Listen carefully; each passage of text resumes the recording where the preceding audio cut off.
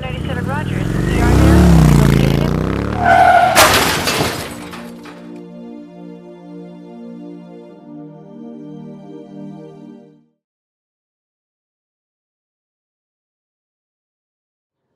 Morning everybody.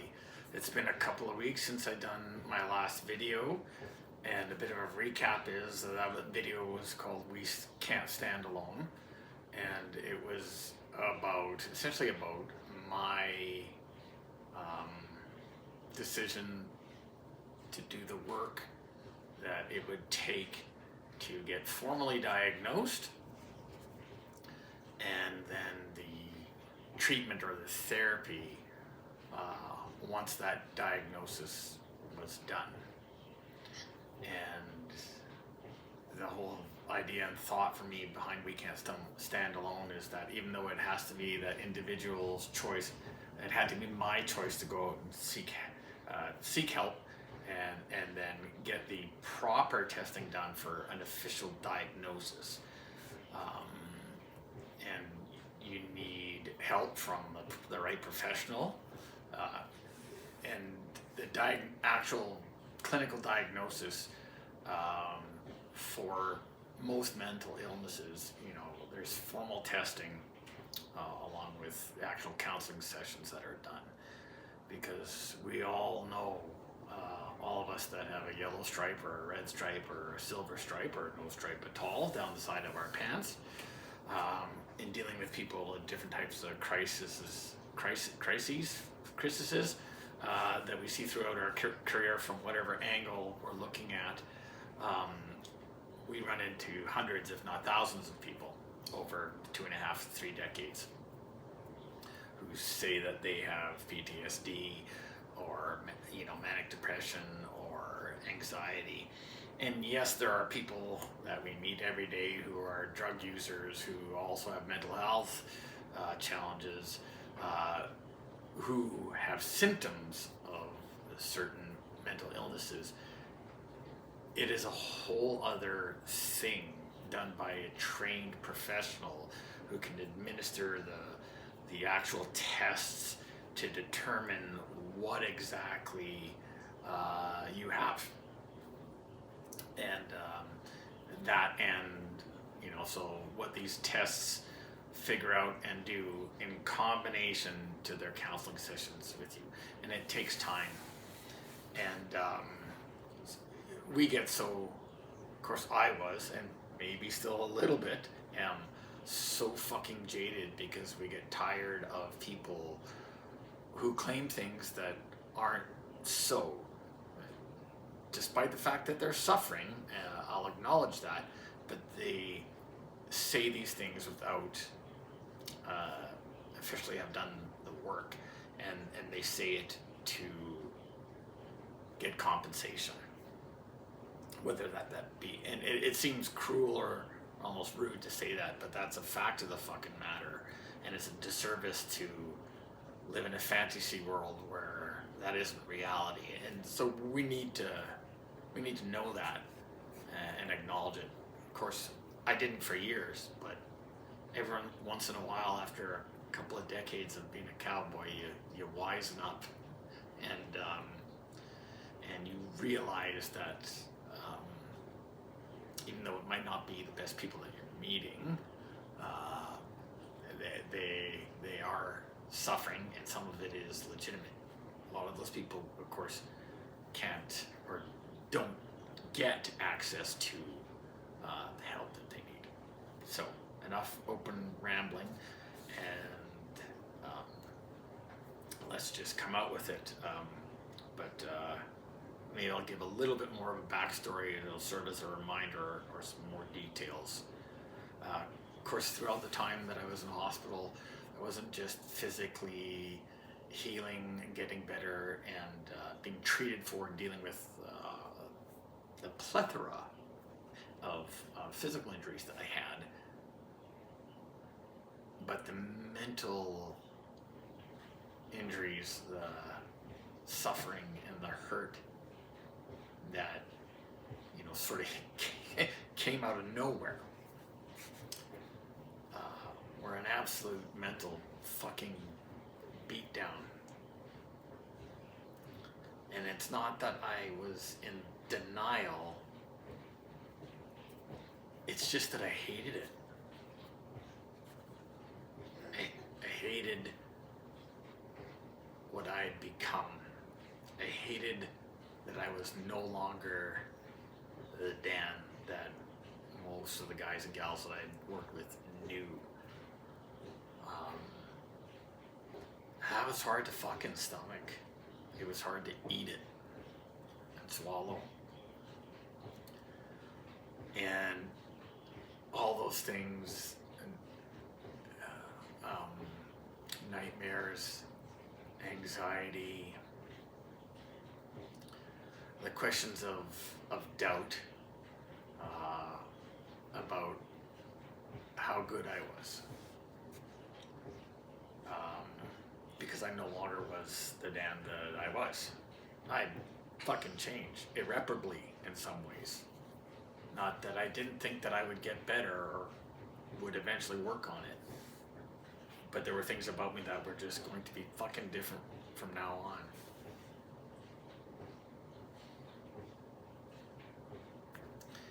And my self-esteem just fucking tanked. I hated my body. I hated the changes that had occurred to it. Some of them were temporary, and some of them would improve over time. But it was just so fucking. It was such a deep and dark downward drop. It was just brutal. I know what it is like, and before that, I knew what it was like to feel sad over certain things, to be depressing, but I had never really experienced personal depression. I don't think I subconsciously knew that that's what it was. That was happening as a result of all the changes and my dislike of myself and my inability to accept an unknown future and what that meant, not just for me, but for my family, for my friends. And I hated being looked at. I hated when friends and people from work came into the room and saw me in the condition that I was in. Because it was just, gross isn't the right word, but I knew it wasn't, the memories that most people had of how I moved, how I stood. That kind of attention isn't what I wanted, or that kind of focus. And it's not, I needed everyone to come and visit me regularly, but I had a hard time accepting, because they used to see me as I was before, and they had to see me differently now. And that was another, so much of it was about not liking myself. One of the biggest mind fucks was having the colostomy bag. It was just so foreign and abnormal and upsetting, to have a plastic bag attached to the side of your gut where you shat. I lost my appetite because I didn't want to have somebody else come and change my bag. I didn't drink coffee, which is just fucking miserable for a couple of months. Because I didn't want things to have to be done. And I could go on and on, and I realize now, after almost seeing what it was that I have now, but I just trying to, in a chaotic way, get people to understand the foundation of how the mental health journey kind of started.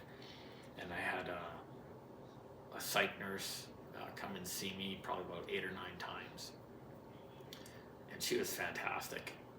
And most of the work was dealing with, the acceptance of what I no longer was, the uncertainty of what I would become and in what capacity, what I could do, things that were permanently taken away from me, and dealing with the fact of having panic attacks and feeling anxious about visiting people, and things like that. And that led to a few meetings with the psych team, who diagnosed me with unspecified trauma disorder and found me to be symptomatic of PTSD. So that felt like, okay, it's nice to know, but it felt like something was missing. Something that I didn't want. But it just felt like the tip of the iceberg, if you will. So that was validating, but I knew that down the road, I'd have to do more work. I had no clue what it would be like, what it would look like, or who I'd have to see. But that was something that was always in my mind, because I knew I would have to deal with all the shit upstairs, because I knew what would happen if I didn't. And I wasn't going to put my family and friends through that, because things were hard enough already. This collision and all of the injuries happened to all of us, not just me, because family members and friends had to look after me, and they needed me as much as I needed them. I know all too well what the kind of pain suicide causes, because of course, like everybody else, all the other guys and gals out there, we see it, not on a daily basis, but almost on a weekly basis. And so you think about the toll that takes over the course of 3 decades or 2.5 decades. And most of the time we don't realize it, which can sometimes make it worse, because then when we're gone from the job, it all comes back to haunt you. For most people, in different ways. But once it stops, all the shit comes back. Whether it's precipitated by a life-altering event or not, just the silence and being away, where you don't have to keep dealing with it anymore. Everything that you've dealt with can't fucking return, and it hurts. And if you don't do something about it, you're going to do the wrong thing about it, and not necessarily in the ultimately worst final way, but in terms of not taking good care of yourself physically.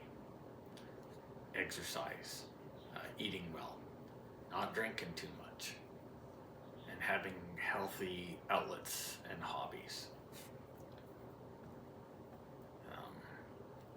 So I get discharged, I get home, I see a counselor for a while. She helps. We kind of sort of got to the end of a specific type of therapy called the EMDR, Echo Mike Delta Romeo. And it helped. But I felt like I had kind of plateaued there, and I wasn't getting any better.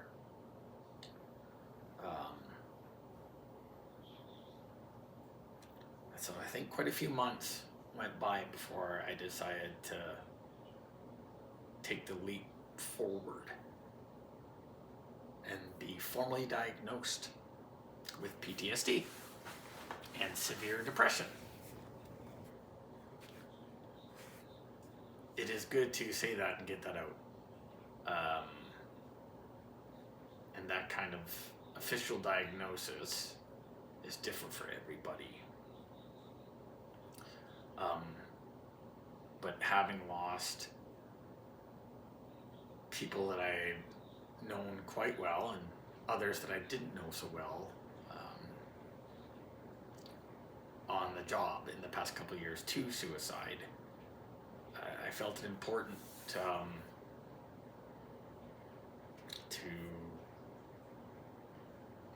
make sure that I took care of myself and set an example and get the help that I needed. So through a referral and a little bit of research, I found a place here in town, in Winnipeg, that deals with veterans and first responders, and they specialize in that. They specialize in Ptsd and those kind of trauma-related things. I don't know everything about them. I don't know what all the different psychologists there do. But holy fuck, did I ever luck out and get a good one. Just lucked out, I would have to say. Sometimes you just sit down in that cruiser car and automatically click and you find the right partner. Or sometimes you wheel into your psychologist's office and find the right person. And I needed to take that step, sort of to take things to the next level. And I am so glad that I did. And the first sessions were, a lot of introduction and info gathering stuff. This person has to make an assessment of you, as my psychologist had to do with me, and that's a big info dump, which is a relief, as most dumps are. But then, you taking the step to get formally tested, which takes several sessions and hours of the actual testing work, and it's a lot like the psych exams that we write to get hired, or I forget how many questions, but it took me a while to get it done, and there's no right or wrong answer in any of them, but it's really an assessment on thoughts, feelings, behaviors. I am not a professional, but I'm doing my best to explain this. And then that gave my psychologist, along with her, interviews with me, and her professional training and education and qualification to make the diagnosis, again, of PTSD and severe depression. And I don't know how much I'll ever go into any detail on video about specific things. I don't think that's so much is what's important. Of course, I'm willing to talk in person or privately over the phone with anybody about the process. But I can't stress enough how much I'm not, the qualified person to help someone heal or help someone get diagnosed just because I have been. But I can say without a shadow of a doubt, if anything, whether it's suicidal thoughts or ideations or depression or nightmares or anxiety, for any of us that choose a life of service, for the love of God, don't ignore it. Seek help. Seek help. The help of someone who can point you in the right direction. Behavioral health unit, peer counselors, hell, even a supervisor that you trust implicitly and know personally to get you pointed in the right direction. It is not weakness. There is nothing wrong with you. It is human to have all this shit that we see affect us in some way. It's a different fucking trip, a different journey for everybody. But don't just fucking slough it off. Don't ignore it. It doesn't make you any more of a man or a woman. It takes fucking guts to get that shit done, to do the work, and to continue to work on it to improve yourself. For your sake, for your family's sake, for your loved one's sake, for your friends, for the guys and gals on the job. Take the time that you need. And fuck what anybody thinks. Fuck them. Because only we will look after ourselves. And if it means not getting a certain assignment or a certain promotion, well, fuck it, because that's not more important. It also shouldn't be an obstacle for you to get to work somewhere you'd like to, or to get to a supervisory level, because we're all fucking human, and everybody needs to do the work. If I can, you can. I know that sounds cheesy, but it's a fucking fact, Jack.